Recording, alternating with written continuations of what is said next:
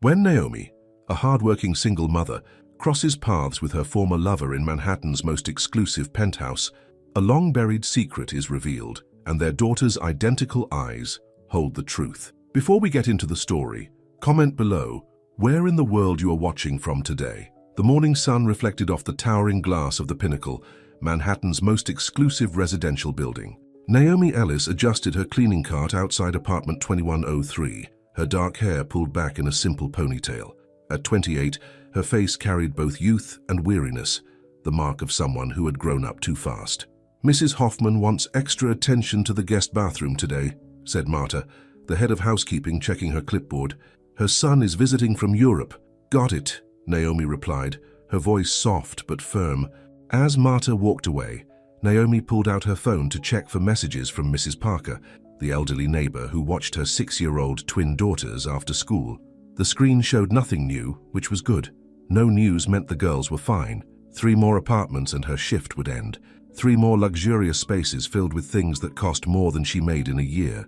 Naomi had learned to move through these rooms like a ghost, efficient, invisible, leaving no trace of herself behind. That's how she had survived the past 7 years, being invisible. 2 hours later, Naomi was polishing the marble countertops in apartment 2205 when her phone vibrated. Mrs. Parker's name flashed on the screen. "Hello," Naomi answered quickly, tension immediately tightening her shoulders.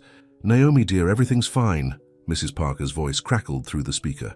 "But the girls got out of school early today. Teacher conference I forgot about. They're with me now, but I have a doctor's appointment in an hour." Naomi checked her watch. She still had 1 more apartment to clean, the penthouse suite. "I'm not done with my shift yet, Mrs. Parker." "I know, dear. I called your supervisor, but she said you couldn't leave early today because of the special cleaning for the penthouse. The new owner is arriving." Naomi closed her eyes briefly. "Can you bring them to the service entrance? I'll figure something out." After hanging up, Naomi hurried to finish the apartment. The penthouse had been empty for months, but rumors had circulated about its new owner, some hotshot businessman returning from overseas. She'd have to clean quickly, keep the girls quiet in the break room, and pray her supervisor didn't find out. The penthouse gleamed under the afternoon light, streaming through floor-to-ceiling windows.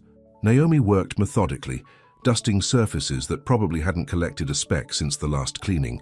The place was all sharp angles and cold surfaces, beautiful but unlived in. She was scrubbing the kitchen sink when her phone buzzed again. "We're downstairs, dear," Mrs. Parker said. "The girls are excited to see where Mommy works. Please keep them in the service area." "I'll be down in 15 minutes, Naomi replied, glancing anxiously at the unfinished bathroom. Just as she hung up, the distinct sound of the private elevator hummed to life. Panic surged through her veins. The owner wasn't supposed to arrive for another hour.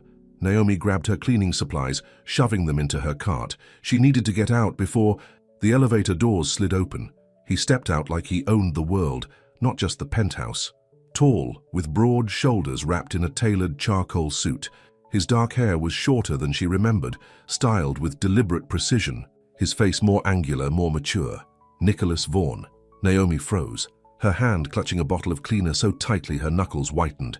For a brief, desperate moment, she prayed he wouldn't look her way, that she could slip out unnoticed. But fate had never been that kind. His eyes, those unmistakable blue-green eyes, swept the room and landed on her. There was no recognition at first, just the casual assessment of someone looking at staff. "I thought the place would be ready," he said, setting down his briefcase. Naomi found her voice, though it sounded foreign to her ears. "I'm almost finished, sir." He looked at her then, really looked at her. A flicker of something crossed his face, confusion, then the beginning of awareness. "Do I know you?" he asked, half teasing, his head tilting slightly. The question hung in the air between them. 3 years of carefully constructed walls threatened to crumble with those 4 simple words. Naomi stiffened, her chin lifting slightly. "You used to." His expression changed, recognition dawning slowly. Those eyes, the same eyes she saw every day in her daughter's faces, widened. "Naomi?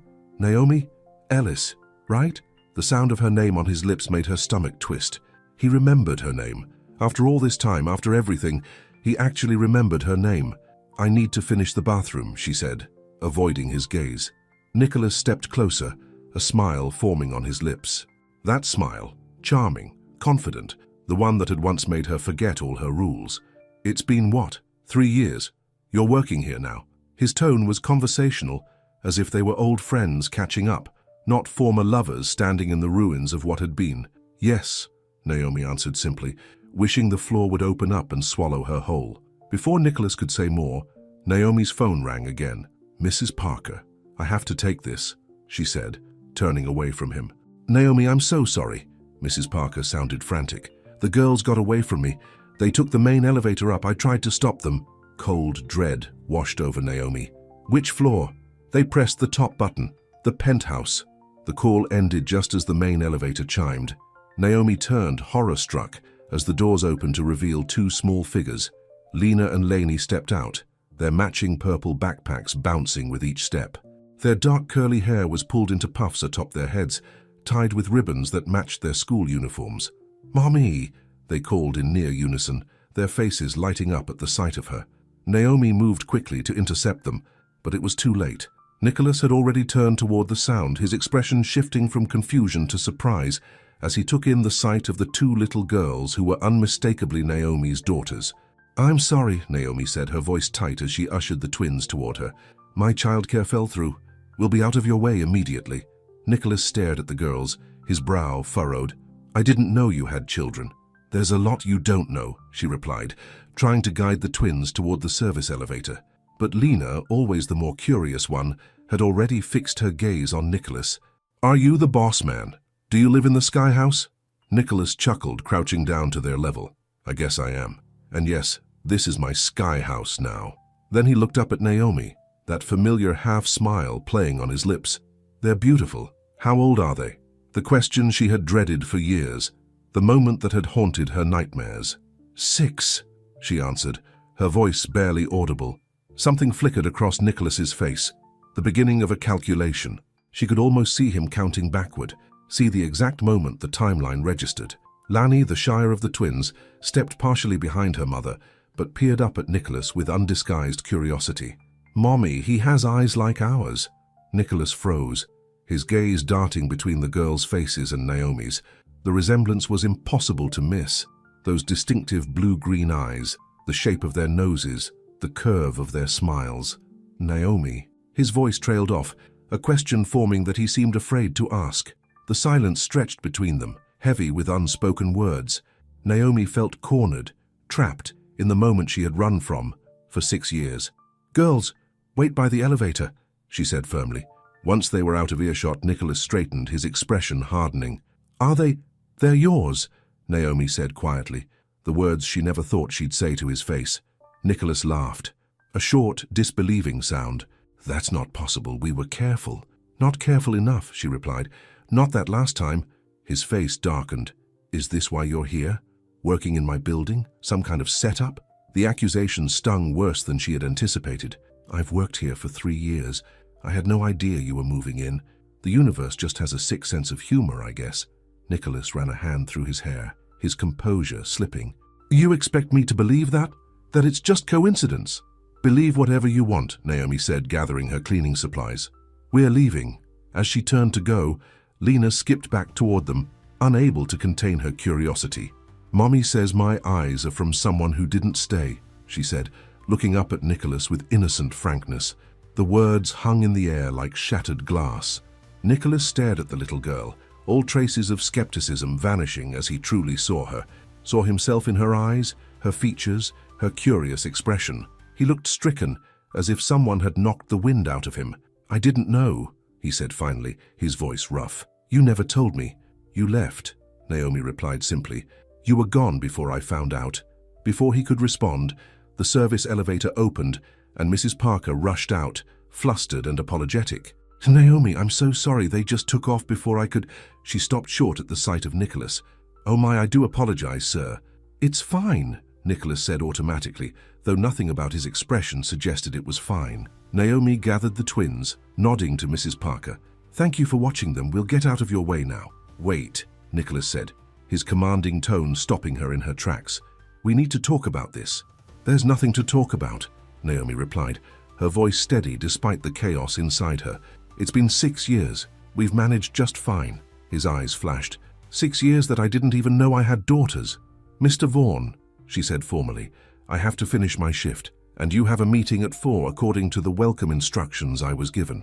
Nicholas checked his watch, visibly torn between the demands of his schedule and the bombshell that had just been dropped in his life. This isn't over, he said finally. What apartment do you live in? I don't live in the building, Naomi replied. And this conversation is over.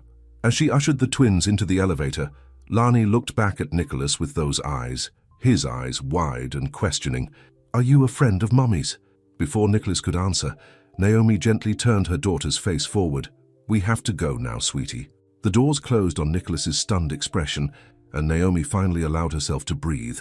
The panic she had held at bay came rushing in, making her knees weak. She leaned against the elevator wall, the twins chattering excitedly about the sky house and the tall man with our eyes. Mommy, why was that man looking at us funny? Lena asked. Naomi forced a smile. He was just surprised to see children in the penthouse. As the elevator descended, Naomi's mind raced. She needed to call in sick tomorrow, maybe for the rest of the week, long enough to figure out what to do, because one thing was certain, Nicholas Vaughn wasn't going to let this go, not now that he knew. The life she had carefully built was about to change forever. Nicholas stood in the empty penthouse staring at the closed elevator doors. His phone buzzed insistently in his pocket, his assistant reminding him of the meeting, but he couldn't move. Daughters. He had daughters. 2 of them. With identical copies of his eyes looking back at him, he walked to the window, looking out at the Manhattan skyline without really seeing it. 6 years ago, he had spent 2 months with Naomi Ellis, the most genuine 2 months of his life. Then the family company had needed him in London, and he'd left with a promise to call that he never kept. It had been easier that way, cleaner, no messy goodbyes, no complicated feelings to sort through, but there had been consequences. Consequences with names and faces and his eyes. Nicholas pulled out his phone and dialed his assistant. Cancel my meetings for the rest of the day, he said, and find out everything you can about a Naomi Ellis. She works for the building's cleaning service. He ended the call and walked to the bar, pouring himself a drink with unsteady hands.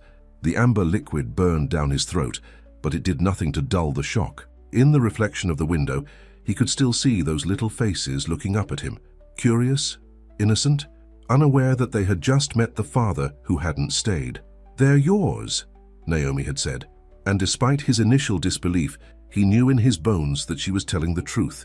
The timing fit, and those eyes, there was no denying those eyes. Nicholas Vaughn, who had built his reputation on never being caught off guard, had just had the foundation of his carefully constructed world shaken to its core. And somewhere in the building below him, Naomi Ellis was planning her next move. He was certain of it. She would try to disappear again, take his daughters away before he had a chance to process what this meant. He wouldn't let that happen. He couldn't. Nicholas finished his drink and set the glass down with new resolve. He had missed 6 years. He wouldn't miss another day. Naomi rushed through the employee locker room, changing out of her uniform with trembling hands. The twins sat on a bench nearby, swinging their legs and sharing a snack Mrs. Parker had packed for them. "Mommy, can we visit the Sky House again?" Lena asked, her eyes bright with excitement. "No, sweetheart," Naomi replied, trying to keep her voice calm. "That's someone's home. We don't go into other people's homes without invitation." "But the man had eyes like ours," Lani said quietly, a statement so simple yet so loaded with implications. Naomi knelt in front of her daughters, straightening their school cardigans. "Lots of people have blue-green eyes, sweetie." "Not like ours," Lena insisted. "Teacher says our eyes are special. She calls them kaleidoscope eyes because they change colors." Naomi's heart clenched. It was true. Their eyes, Nicholas's eyes, shifted from blue to green depending on the light, the weather, their mood. It was the first thing she had noticed about him all those years ago. The first thing she had fallen for. "Come on," she said, standing up and gathering their backpacks. "We need to get home. It's taco night, remember?" The mention of their favorite dinner distracted the girls enough for Naomi to usher them out the service entrance. As they walked toward the subway, Naomi couldn't shake the feeling that her carefully constructed world was crumbling around her. Nicholas knew. After all these years of preparing what she would say if this day ever came, the moment had been nothing like she'd imagined. The look on his face, disbelief, then anger, then that flash of recognition when Lena spoke about her eyes, kept replaying in her mind. "Mommy, you're walking too fast," Lani complained, tugging at her hand. Naomi slowed her pace, forcing herself to breathe. "Sorry, baby, Mommy's just tired." As they descended into the subway station, Naomi's phone buzzed with a text from an unknown number. "We need to talk. This isn't something you can run from. Nicholas." She stared at the screen, a chill running through her. How had he gotten her number so quickly? Another text followed. "I'll be at your apartment at 7. The building gave me your address." Of course they had. Nicholas Vaughan now owned the penthouse. He was practically their boss. One request from him, and they would hand over whatever information he wanted. Naomi typed a quick reply, "Don't come. The girls will be asleep." His response was immediate. Then, tomorrow morning, 7 a.m. "I'm not going away, Naomi." She put her phone away without responding, her mind racing. Should she take the girls to her mother's in New Jersey? No, that would only postpone the inevitable. Nicholas had resources she couldn't begin to match. If he wanted to find them, he would. "Mommy, why do you look sad?" Lena asked as they boarded the crowded train. Naomi forced a smile. "I'm not sad, sweetie. Just thinking." "About the man with our eyes?" Lena pressed, her perceptiveness sometimes startling. "About lots of things," Naomi answered vaguely. As the train rumbled through the dark tunnel, Naomi held her daughters close. For 6 years, it had been just the three of them against the world. She had worked 2 jobs until the twins started school, saved every penny, created a stable home. She hadn't needed Nicholas then, and she didn't need him now. What scared her wasn't facing him. It was the power he held, the power to disrupt the life she had built, the power to confuse and hurt her daughters if he decided to waltz into their lives only to leave again when things got too real. Because that's what Nicholas Vaughan did. He left. It was the one thing she was certain of. The small 2-bedroom apartment in Queens was a far cry from the luxury of the Pinnacle, but it was home. Colorful drawings covered the refrigerator, toys were neatly organized in labeled bins, and family photos lined the hallway. Naomi and the twins at the beach at their kindergarten graduation, blowing out birthday candles. Not a single photo showed a father. After dinner, bath time, and 2 bedtime stories, the twins finally drifted off to sleep in their shared bedroom.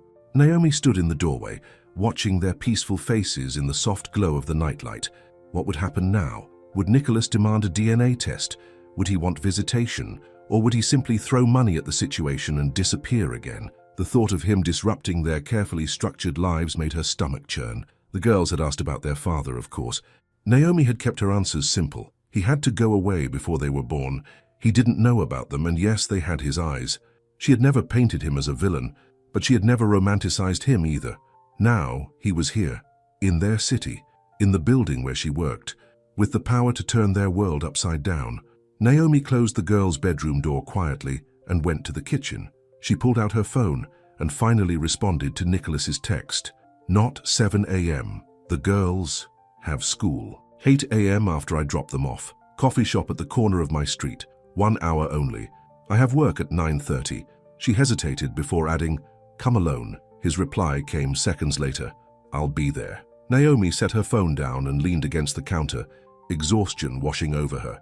Tomorrow she would face Nicholas Vaughan again, not as the young woman who had fallen for his charm, but as the mother of his children. She had to be strong, for Lena, for Lani, for the family they had become without him. Because no matter what Nicholas wanted now, 6 years too late, Naomi had one priority: protecting her daughters from the man who hadn't stayed once and who could so easily walk away again. As she turned off the kitchen light, her gaze fell on a drawing Lena had made at school, 3 stick figures holding hands, with "My Family" written in crooked letters across the top. Just the 3 of them, complete, whole. Naomi wondered how long that would remain true. Morning sunlight streamed through the windows of Daisy's cafe, casting warm patterns on the worn wooden tables. Naomi sat in the corner booth, checking her watch for the 3rd time. It was 7:55 a.m. Nicholas would arrive any minute. She had barely slept, rehearsing what she would say to him, planning responses to every possible scenario.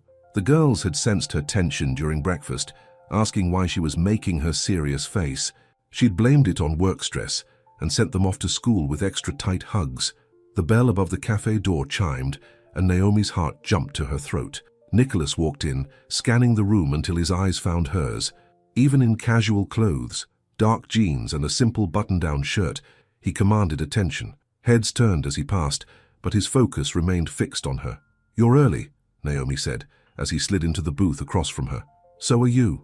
His voice was steady, controlled. The shock from yesterday had been replaced by something more calculated.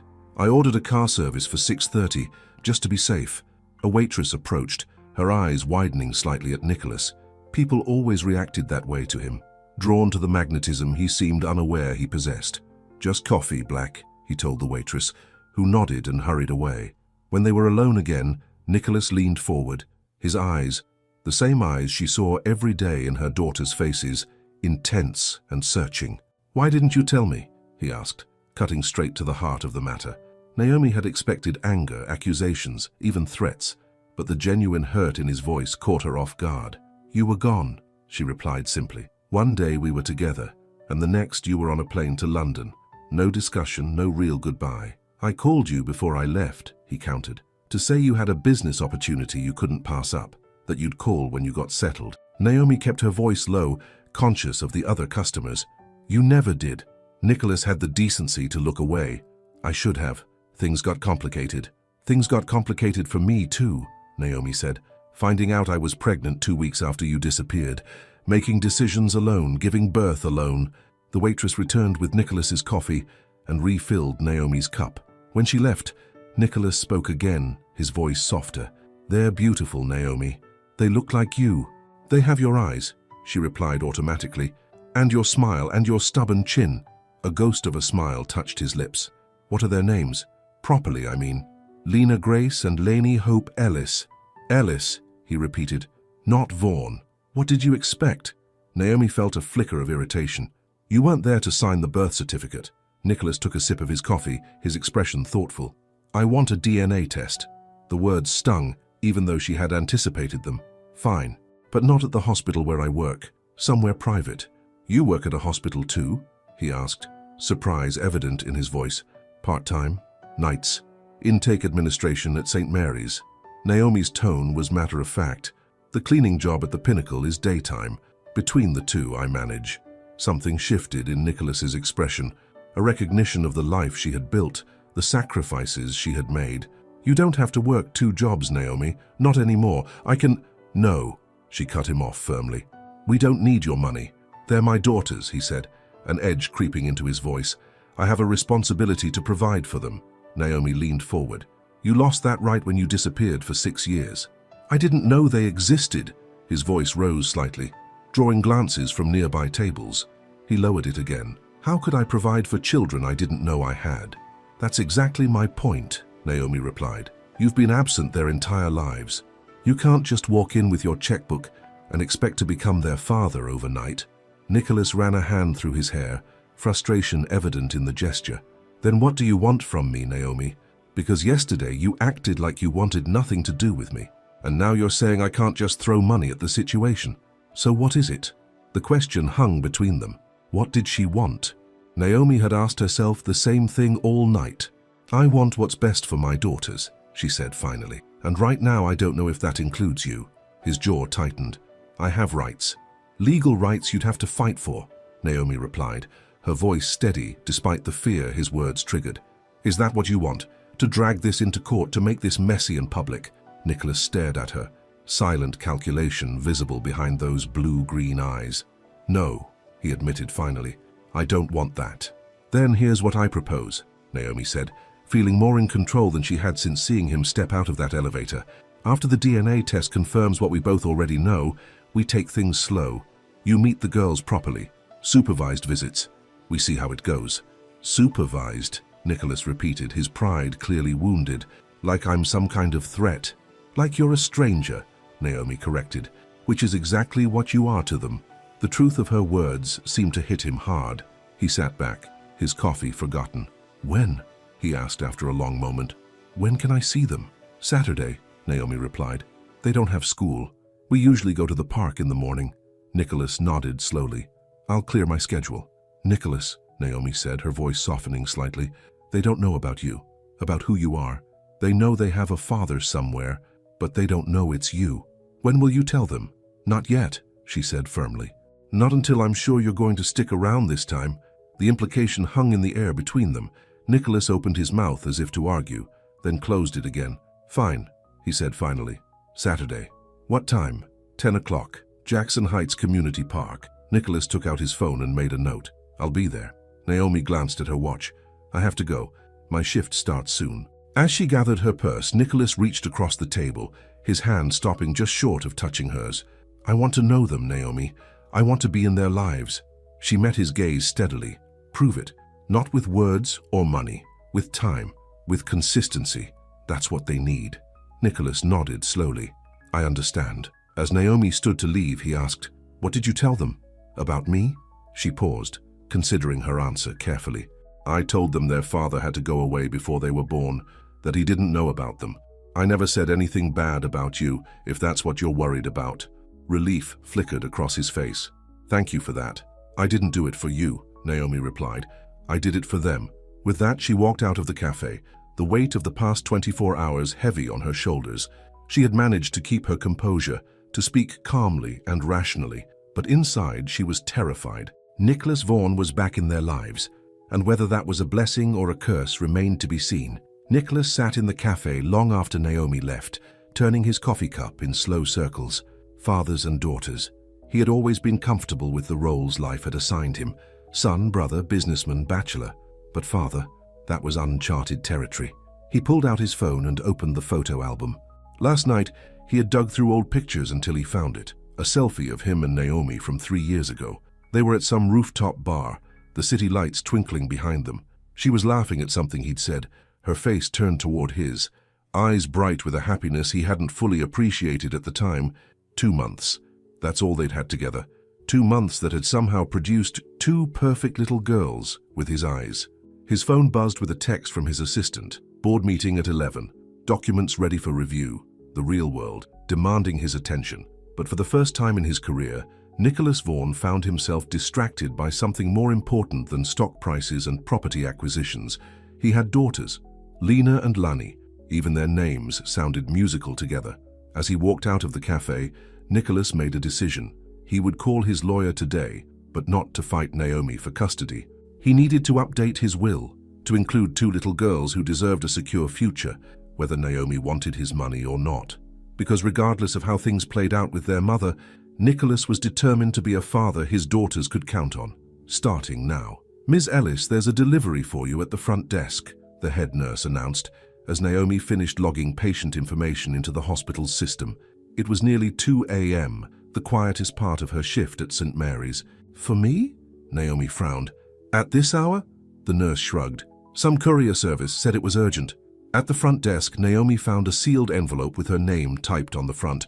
No return address, but she immediately knew who it was from. The heavy cream-colored paper practically screamed wealth. She opened it in the break room, away from curious eyes. Inside was a document, legal paperwork for the DNA test, along with a business card for a private laboratory in Manhattan. "Appointment scheduled for Friday, 4 p.m. A handwritten note read in Nicholas's distinctive scrawl. "I've arranged for the results to be expedited. Should have them by Saturday morning before the park." Naomi sighed, tucking the papers back into the envelope. Of course, Nicholas would manage to schedule everything so quickly. When he wanted something, obstacles simply ceased to exist. But beneath her irritation was a strange sense of relief. At least he was taking this seriously. At least he wasn't denying responsibility or trying to buy his way out of it. Her phone buzzed with a text. "Nicholas again. Just realized you might be working at the hospital now. Sorry if the courier disturbed you. We can reschedule the test if Friday doesn't work." The consideration surprised her. Naomi typed back, "Friday works. I'll be there." His response came immediately. "Thank you. How are the girls?" Such a simple question, yet it carried the weight of 6 years of absence. Naomi hesitated before replying. "They're fine. Asleep, obviously. School tomorrow." After a moment, she added, "Lena won her class spelling bee today. Lani drew a picture of a dolphin that the teacher wants to enter in a district art contest." She could almost see Nicholas smiling as he read about his daughter's accomplishments. His reply was simple. "They sound remarkable, like their mother." Naomi put her phone away without responding. She couldn't let herself be charmed by Nicholas Vaughan again. Not when her daughters' hearts were at stake. Saturday morning dawned clear and crisp, a perfect early autumn day. Naomi helped the twins into their matching red jackets, their excitement about the park visit bubbling over in a stream of chatter. "Can we feed the ducks today?" Lena asked, hopping from one foot to the other. "If there are ducks," Naomi replied, zipping up Lani's jacket. "Can we get hot chocolate?" Lani added, her voice softer but no less hopeful. Maybe on the way home, Naomi promised, checking her watch. It was 9:30. Nicholas would be at the park soon. The DNA test results had arrived by courier that morning, confirming what they all already knew. Nicholas was the twins' father, with a 99.998% probability. The scientific validation of a truth Naomi had lived with for 6 years. "Girls," she said, kneeling to their level, "today at the park, we're going to meet someone. A friend of mine." "A boyfriend?" Lena asked, her eyes widening with interest. "No," Naomi said quickly. "Just a friend. His name is Nicholas." "Is he nice?" Lani asked, always the more cautious of the pair. Naomi hesitated. "Yes, he's nice, and he's excited to meet you both." "Why?" Lena questioned, her natural curiosity surfacing. "Because," Naomi struggled to find the right words, "because he's heard a lot about what amazing girls you are." This seemed to satisfy them, and soon they were heading out the door, the twins skipping ahead, blissfully unaware of the significance of the day. The park was busy with weekend visitors, families pushing strollers, joggers weaving through the paths, elderly couples on morning walks. Naomi led the girls to their usual spot near the playground, her eyes scanning the area for Nicholas. She spotted him immediately, sitting on a bench near the swings. He was dressed casually in jeans and a light sweater, but there was no disguising who he was. Even here, surrounded by normal weekend park-goers, Nicholas Vaughan stood out. He saw them approaching and stood, an uncharacteristic nervousness in his posture. Naomi felt a pang of sympathy. For all his wealth and confidence, this was new territory for him. "Girls," she said softly, "this is my friend Nicholas that I told you about." Nicholas crouched down to their level, his smile tentative. "Hello, Lena." "Hello, Lani." The twins stared at him with identical expressions of curiosity. Then Lena, always the bolder one, stepped forward. "How did you know which one is me and which one is Lani?" she asked suspiciously. "Most people get us mixed up." Nicholas's smile widened. "Your mother told me that Lena wears her hair clips on the right, and Lani wears hers on the left." Lena seemed impressed by this attention to detail. "That's right, and I'm 1 minute older." 1 minute and 37 seconds, Lani corrected quietly, making Nicholas laugh.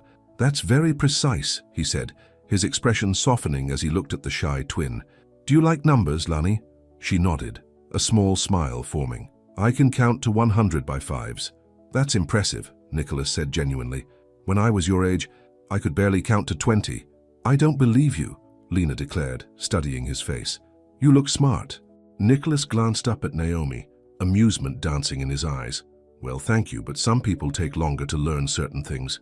Naomi watched the interaction with a mixture of emotions she couldn't quite name.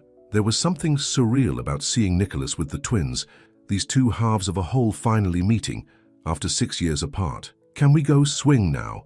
Lena asked, already inching toward the playground. "Of course," Naomi said, "but stay where I can see you." As the girls ran toward the swings, Nicholas stood, his eyes following them. "They're amazing, Naomi, truly." "I know," she replied simply. They walked to a bench with a clear view of the playground, sitting with a careful distance between them. "I got the test results," Nicholas said after a moment. "So did I. I never really doubted it," he admitted. "Not after seeing them. They have so much of you in them. But those eyes." He shook his head slightly. "My grandmother had those exact eyes. She used to say they were the Vaughan family trademark." Naomi watched as Lena and Lainey climbed onto the swings, their legs pumping in near-perfect synchronization. "They ask about you sometimes. Not by name, obviously, but about their father." Nicholas turned to her, his expression serious. "What do they ask?" "Where you are, what you're like, if they'll ever meet you." Naomi kept her eyes on the girls. "I've always told them that someday, when the time was right, they might." "And now?" Nicholas asked quietly. Naomi sighed. "Now I don't know what to tell them. I don't know what role you want in their lives, Nicholas. A weekend father? A check in the mail? Or something more?" "I want to be their father," he said firmly. "A real father. Not just financially, but in every way that matters." "You have a life," Naomi reminded him. "A career that takes you around the world. Women in every city. That doesn't exactly scream dedicated dad material." A flash of irritation crossed his face. "You don't know anything about my life now. It's been 3 years, Naomi." "Has it changed that much?" she challenged. Before he could answer, Lani ran up to them, her cheeks flushed with excitement. "Mommy, Nicholas, look how high I can go." They both turned to see Lena swinging impressively high, waving with one hand while holding on with the other. "Be careful," Naomi called automatically. "She's fine," Nicholas said, his voice gentle. "I used to swing like that all the time as a kid." Lani tugged at Nicholas's hand. "Can you push me? I can't go as high as Lena by myself." Nicholas looked at Naomi, silently asking permission. She nodded slightly, and he stood. "I would be honored to be your swing pusher," he told Lani with exaggerated formality that made her giggle. As Nicholas followed Lani back to the swings, Naomi watched him with the girls. The careful way he pushed Lani's swing, the genuine laugh when Lena showed off by jumping off at the height of her arc, the patient way he listened to their chatter about school and friends. For a moment, she allowed herself to imagine a different life, one where Nicholas had been there from the beginning, where the twins had grown up knowing their father, where the three of them had been a family. But that wasn't their reality, and wishful thinking wouldn't change the fact that Nicholas Vaughan had walked away once before. What guarantee did she have that he wouldn't do it again once the novelty wore off? Once the reality of parent-teacher conferences and chickenpox and temper tantrums set in? Her thoughts were interrupted by the twins racing back toward her, Nicholas following behind. "Mommy, can Nicholas come have lunch with us?" Lena asked, bouncing on her toes. "Please?" Lani added, her eyes so like her father's, wide and hopeful. Naomi hesitated. This wasn't part of the plan. The park visit was supposed to be brief, controlled. "I don't want to impose," Nicholas said, though his expression suggested he very much wanted to extend their time together. "Please, Mommy," the twins pleaded in unison, a tactic they reserved for things they really wanted. Naomi found herself nodding. "All right. We usually go to the diner around the corner, nothing fancy." The twins cheered, each grabbing one of Nicholas's hands and pulling him forward, already telling him about the diner's chocolate milkshakes and how the cook made pancakes shaped like Mickey Mouse if you asked nicely. Naomi followed a few steps behind, watching Nicholas's broad shoulders bend down to hear Lani's quiet explanation of why chocolate milkshakes were superior to vanilla. The sight stirred something in her chest, a warmth she hadn't expected to feel. At the diner, the twins insisted Nicholas sit between them in the booth, leaving Naomi to sit across from the three of them, father and daughters, side by side. The resemblance was even more striking like this, especially when all three studied the menu with the same slight furrow between their brows. "Twins run in my family," Nicholas said suddenly, looking up at Naomi. "My father was a twin. I should have mentioned that earlier." "It would have been helpful information," Naomi agreed, a small smile tugging at her lips despite herself. The lunch was surprisingly comfortable. Nicholas listened attentively as the twins recounted their school adventures, asked thoughtful questions, and seemed genuinely interested in their answers. He didn't check his phone once, a stark contrast to the Nicholas she had known 3 years ago, who was always connected to his business. When the check came, Nicholas reached for it automatically. "I've got it," Naomi said firmly, placing her hand on the bill. "Naomi, please." "No," she insisted. "This is what we normally do. The girls and I don't want things to change just because you're here." Nicholas relented, though she could tell it bothered him. His pride had always been both his strength and his weakness. Outside the diner, an awkward moment hung between them. The morning had stretched into afternoon, and the natural conclusion of their time together had arrived. "Nicholas has to go now, girls," Naomi said gently. "He has work to do." "Actually," Nicholas said, "my afternoon is completely free." Lena's face lit up. "Can we show him our park? The one with the big slide?" "Another time," Naomi said quickly. "We have grocery shopping to do, remember?" The twins' faces fell, but they didn't argue. They had learned early that when Mommy used that tone, discussion was closed. "It was very nice meeting you both," Nicholas said, crouching down to their level. "Thank you for letting me join you today." "Will we see you again?" Lani asked, her voice small. Nicholas looked up at Naomi, the question in his eyes. She nodded slightly. "Yes," he told Lani. "I hope so. Very soon." Lena threw her arms around his neck in a spontaneous hug that clearly caught Nicholas off guard. After a moment, he returned the embrace, his eyes closing briefly as he held his daughter for the first time. Lani, more reserved, offered a small wave, which Nicholas returned with a warm smile. As they prepared to part ways, Nicholas pulled Naomi aside. "Thank you for today," he said quietly. "They're incredible, Naomi. You've done an amazing job with them." The genuine admiration in his voice touched her. "They make it easy," she replied. "They're good kids." "I'd like to see them again," he said. "Regularly." Naomi nodded slowly. "We can arrange something, maybe next weekend." "Sooner," Nicholas countered. "Wednesday evening. I could take you all to dinner. Nicholas, please, he said, his voice softer than she'd ever heard it. 6 years, Naomi. I've missed 6 years. I don't want to miss another day if I can help it. The intensity in his eyes was impossible to dismiss. This wasn't the casual Nicholas she had known before. This was a man who had just discovered he was a father and was desperate to make up for lost time. Wednesday, she agreed finally, but we come to you. The girls are dying to see the Sky House properly. Relief and joy spread across his face. Perfect. I'll cook. You cook now? Naomi couldn't hide her surprise. A sheepish smile crossed his face. No, but I can learn by Wednesday. The familiar charm that had once captivated her was there in his smile, but now tempered with something new, a vulnerability, a sincerity that hadn't been there before. Goodbye, Nicholas, she said, turning to join the twins who were waiting a few steps away. Goodbye, Naomi, he replied. For now. As they walked away, Lena looked back and waved enthusiastically. Nicholas waved back, standing perfectly still, watching them until they turned the corner and disappeared from view. Naomi felt his gaze like a physical touch against her back. He had changed. She could see that now. But was it enough? And more importantly, was it permanent? Only time would tell. And for her daughter's sake, she hoped with all her heart that Nicholas Vaughan had finally learned how to stay. The Pinnacle's penthouse looked different on Wednesday evening. When Naomi stepped off the private elevator with the twins, she was struck by the transformation. No longer cold and impersonal, the space had been warmed with comfortable furniture, colorful artwork, and even a small children's area set up in one corner with books, games, and stuffed animals. "Welcome to the Sky House," Nicholas greeted them, wiping his hands on an apron that read Chef in Training. The twins ran forward, their initial shyness forgotten after Saturday's park visit. They explored the penthouse with wide-eyed wonder, exclaiming over the floor-to-ceiling windows and the view of the city below. "You've been busy," Naomi observed, gesturing to the changes in the apartment. Nicholas shrugged, a smile playing at his lips. "I had some help. My assistant has a couple of kids. She knew what to get." "Mommy, look," Lena called from the children's corner. "There's a dollhouse that looks just like this building." Naomi joined her daughters, kneeling to examine the elaborate custom dollhouse, a perfect miniature replica of the Pinnacle, right down to the rooftop garden. "Nicholas, this is too much," she said quietly. "No, it's not," he replied, his voice equally low. "Nothing is too much for them." Before she could respond, the smoke alarm began to wail. Nicholas ran to the kitchen, cursing under his breath. "Language," Naomi called after him, but she couldn't help the smile that tugged at her lips.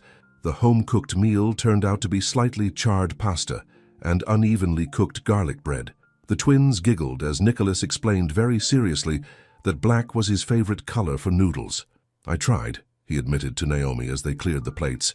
"Turns out cooking is harder than it looks on YouTube." "You should have ordered in," she said, scraping pasta into the trash. "The girls love pizza." "Next time," Nicholas promised. Then more hesitantly, "There will be a next time, right?" Naomi looked through the kitchen doorway to where the twins were playing with the dollhouse, their happy chatter filling the once-empty penthouse with life. "Yes," she said softly. "There will be a next time." Relief washed over Nicholas's face. "Good, because there's something I want to talk to you about." The serious tone in his voice made Naomi tense. "What is it?" Nicholas leaned against the counter, his expression careful. "I've updated my will, made some changes to my estate planning. The girls are now my legal heirs." Naomi frowned. "Nicholas, it's not up for discussion," he cut in firmly. "They're my daughters. Whatever happens between us, whatever arrangement we come to about custody or visitation, they deserve financial security." "We're not talking about custody," Naomi said, her voice tight. "It's way too soon for that." "I know," Nicholas assured her. "I'm not pushing for that, not yet, but the estate planning couldn't wait.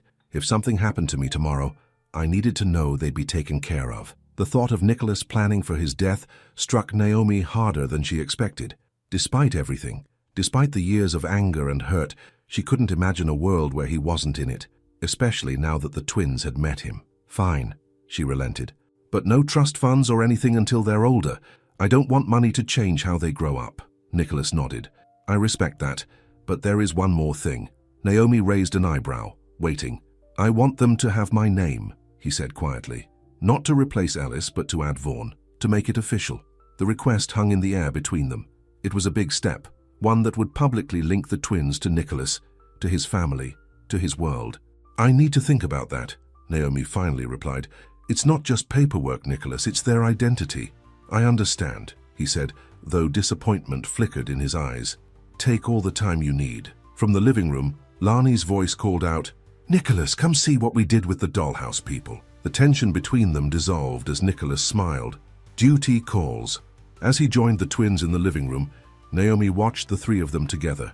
Heads bent over the dollhouse, Lena gesturing animatedly, Lani quietly arranging the furniture, Nicholas listening to them with complete attention.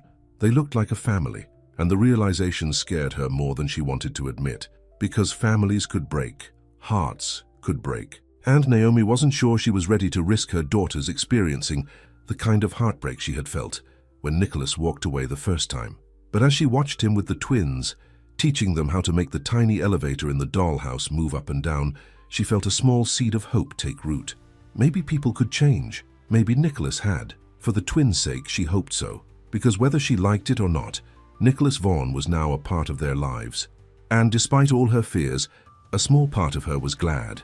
The next few weeks passed in a blur of new routines. Nicholas became a fixture in the twins' lives, showing up for school pickup on Tuesdays and Thursdays, hosting dinner at the penthouse every Wednesday, and spending all day Saturday with them and Naomi. Halloween approached and the twins couldn't stop talking about their costumes. Nicholas had promised to take them trick-or-treating at the Pinnacle, where the wealthy residents were known for their extravagant decorations and premium candy. Mommy, do you think Nicholas will like my costume? Lani asked, as Naomi adjusted the fairy wings on her back. He'll love it, Naomi assured her, smiling at her daughter's growing attachment to Nicholas. Lena burst out of the bathroom in her witch costume, complete with a pointed hat and a small broom. I'm going to cast a spell on Nicholas and turn him into a frog, Naomi laughed, but inside a familiar worry gnawed at her. The twins had accepted Nicholas into their lives with the unquestioning openness of children. They adored him, depended on him to keep his promises. What would happen if he disappeared again? The doorbell rang, and the twins raced to answer it, knowing exactly who would be on the other side. Nicholas! They squealed in unison as he entered, dressed as a wizard with a flowing cape and a long fake beard. My magical ladies, he greeted them, bowing dramatically. Are you ready for the best Halloween ever? Naomi watched from the hallway, unable to suppress a smile at his enthusiasm. In the month since he had discovered the twins, Nicholas had thrown himself into fatherhood with a dedication that surprised her. He had never missed a promised visit, had shown up for Lani's dental appointment, had sat patiently through Lena's dance recital. You look ridiculous, she told him, gesturing to the beard. Nicholas grinned. The beard was Lena's idea. She texted me from your phone last night. She what? Naomi's eyes widened. Relax, he said, lowering his voice. She just asked if I could be a wizard since she's a witch, and Lani's a fairy, creating a magical family theme and all that. The phrase magical family hung in the air between them, loaded with meaning neither was ready to address. We should get going, Naomi said, grabbing her coat. The building's Halloween event starts at 6. The Pinnacle had been transformed for Halloween. The elegant lobby featured sophisticated spooky decorations, and costumed doormen handed out premium chocolates. The twins were in awe, clutching their treat bags with wide eyes. This is the best Halloween ever, Lena declared, skipping ahead toward the elevator. As they made their way through the building, stopping at doors with special Halloween decorations, Naomi noticed how people responded to Nicholas. Despite his ridiculous costume, residents recognized him, greeting him with respect tinged with curiosity as they eyed the twins and Naomi. Nicholas, a voice called from behind them as they waited for the elevator. I didn't expect to see you here tonight. They turned to find an elegant older woman approaching, her silver hair swept into a perfect chignon. She wore no costume, just an expensive-looking black dress with a single strand of pearls. Nicholas's posture stiffened. Mother, I didn't know you were in town. Naomi felt her heart sink. This was Vivian Vaughan, Nicholas's mother and the family matriarch. She had seen her photo in society pages, but had never met her in person. I arrived yesterday, Vivian replied, her sharp eyes taking in the twins and Naomi. I stopped by your penthouse, but you weren't home. Your assistant mentioned you had plans. The way she said plans made it clear she found Nicholas's current company unexpected. Mother, this is Naomi Ellis, Nicholas said formally, and these are Lena and Lainey. Vivian's gaze settled on the twins, and something flickered in her expression. Recognition, perhaps, as she noticed their eyes. The same distinctive Vaughan eyes that she had passed to her son. "Charming," she said, her tone revealing nothing. "And how do you know my son, Miss Ellis?" Before Naomi could respond, Lena piped up. "Nicholas comes to our house and takes us to the park and reads us stories," she announced proudly. "And he has the same eyes as us." Vivian's perfectly composed expression faltered for a moment. She looked at Nicholas, a silent question in her gaze. "Perhaps we should discuss this another time," Nicholas said quietly. "The girls are trick-or-treating." "Yes, of course," Vivian replied smoothly. "Why don't you all come to my apartment afterward? I'm in 3201. I'd love to get to know your friends better." The invitation sounded more like a command. Nicholas glanced at Naomi, who gave a small nod. "Better to face this now than let it fester." "We'll stop by later," Nicholas agreed. As Vivian walked away, Naomi felt a knot form in her stomach. "She knows," she whispered to Nicholas. "She suspects," he corrected. "But yes, she's putting it together." "Is this going to be a problem?" Naomi asked, watching the twins who were comparing their candy haul, oblivious to the tension. Nicholas sighed. "My mother is complicated, but she's not cruel. She won't make a scene in front of the girls." Naomi wasn't so sure, but she kept her doubts to herself as they continued trick-or-treating. An hour later, with the twins' bags full of candy, they made their way to Vivian Vaughan's apartment. Naomi had expected luxury, but the space still took her breath away. Unlike Nicholas's modern penthouse, Vivian's apartment was classically elegant, filled with antiques and artwork that spoke of old money and refined taste. "Welcome," Vivian greeted them, having changed into a silk lounging outfit that probably cost more than Naomi's monthly rent. "Nicholas, why don't you show the children the terrace? The view of the Halloween parade from up here is quite spectacular." It was a transparent attempt to separate Naomi from the twins, but Nicholas seemed to understand that resistance would only make things worse. He led the excited girls toward the terrace doors, throwing Naomi a reassuring glance over his shoulder. When they were alone, Vivian gestured to an ornate sofa. "Please, sit down, Miss Ellis." Naomi sat stiffly, her back straight, refusing to be intimidated. "Mrs. Vaughan, I know what you're thinking." "Do you?" Vivian interrupted, settling gracefully into an armchair across from her. "What am I thinking, Miss Ellis? That I've trapped your son somehow, that I'm after his money." A hint of a smile touched Vivian's lips. "Actually, I was thinking that those little girls are unmistakably Vaughan's. They have our eyes. My mother's eyes, to be precise." Naomi hadn't expected that response. "Yes, they do. How old are they?" 6. Vivian nodded slowly. "And Nicholas has known about them for just over a month," Naomi replied. "I didn't tell him when I found out I was pregnant. He had already left for London." "I remember that time," Vivian said, her voice softening slightly. "He was running then, from responsibility, from growing up." She studied Naomi carefully. "You could have contacted him. The Vaughan family isn't exactly difficult to find." "I considered it," Naomi admitted. "But he made it clear our relationship wasn't serious. He never called after he left, despite promising he would. I decided my children deserved better than a father who had to be forced to acknowledge them." To Naomi's surprise, Vivian nodded in understanding. "Nicholas has always been somewhat careless with people's feelings, a trait he inherited from his father." She paused, looking toward the terrace where Nicholas was pointing out landmarks to the twins. "But he seems different with them." "He is," Naomi said, following her gaze. "He's been very committed, very present." "And what do you want from him, Miss Ellis?" Vivian asked, turning her sharp gaze back to Naomi. "Nothing for myself," Naomi replied firmly. "For my daughters, I want whatever Nicholas is willing to give freely. His time, his attention, his love. Not his money, not his name, unless those things come with genuine commitment." Vivian studied her for a long moment. "You know, when Nicholas's assistant first mentioned he was spending time with a housekeeper and her children, I assumed the worst. I've seen too many women try to attach themselves to the Vaughan fortune." "I'm not interested in your family's money," Naomi said, her voice tight. "I've supported my daughters on my own for 6 years. We're doing just fine." "Yes, I can see that," Vivian replied, and something in her tone suggested she might actually be impressed. "They're well-mannered, well-spoken. You've done a good job with them." The compliment, unexpected and seemingly sincere, caught Naomi off guard. "Thank you. But surely you understand my concern," Vivian continued. "These children are Vaughan's, whether they bear the name or not. That comes with certain expectations." "They're Ellis," Naomi corrected. And the only expectations they need to meet are the ones I set for them. To be kind, to work hard, to be honest. Vivian's lips curved into a small smile. Admirable values, but limited in scope. As Vaughns, they could have opportunities beyond what you can provide. The best schools, connections, a place in society that most people can only dream of. At what cost? Naomi asked.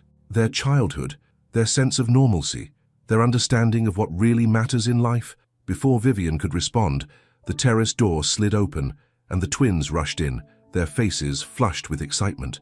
"Mommy, we saw the parade," Lena exclaimed. "And Nicholas showed us where the ball drops on New Year's Eve." "That sounds wonderful, sweetie," Naomi said, pulling her daughter close.